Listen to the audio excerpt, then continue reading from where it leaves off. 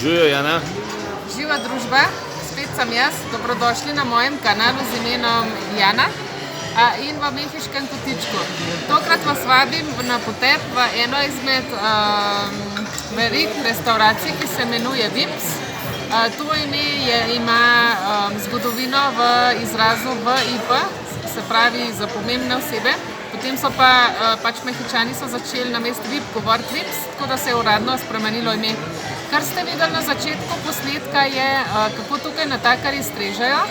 Ne nosijo na majhnih pladenčkih, ampak s seboj prinesejo stojalo, postavijo stojalo ob mizo in tak velik pladen postavijo na stojalo in potem z tega pladna postrežejo ljudje. Pardon. To je ena izmed restauracij iz verige Vips in sicer ta restauracija je bila, to podjetje je bilo ustanovljeno leta 1960 v Mexico Cityju in je prva poslovalnica, prva restauracija izven Mexico Cityja je bila pa leta 1974 v Acapulcu. Dan današnji se pa nahajajo te restauracije v Mehiki in tudi v Španiji. Če vam je mogoče bliže potovati v Španijo, greste tudi lahko v Španijo to restauracijo. Je več kot 260 restauracij odprtih in se nahajajo več kot 70 mestih.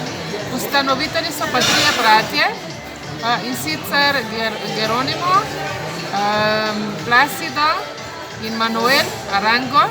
Oni so pa tudi lastniki trgovine, ki se imenuje Suburbia, to so trgovine za oblačili, tudi ena veriga, in pa trgovine Aurrera, to so pa živilske trgovine. Moram reči, da so verjetno zelo uspešni.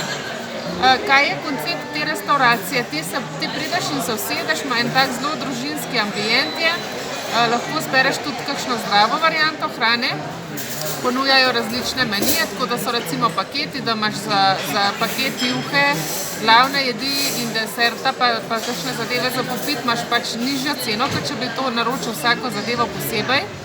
Potem obstaja tudi otroški meni in tam po otrokom zraven, ne vem, ponudijo včasih plastelin, včasih kakšno posebno igračko. Kar se mi zdi pa zelo zanimivo v tej pa še v nekaterih drugih restauracijah je, da plačaš eno kavo in ti jo lahko do nezavesti nalivajo za isto ceno. Se pravi, ne vem, kava stane 35 pesosov in ti prideš v teoriji, ob 10 zjutraj in piješ kavo lepo do 7-8 zvečer in ti samo eno kavo računajo, kar je fenomenalno. Ena izmed jedi, ki mi je tukaj neznansko všeč, je tale cheesecake z jagodo, to je najboljši cheesecake, kar sem ga jedla do zdaj v Mehiki. Pa praktično tudi imajo stranišča v restauraciji, ker tukaj v Mehiki včasih zelo težko najti stranišča.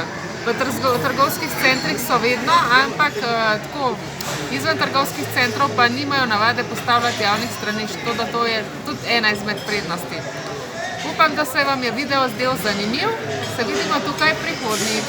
Adijo!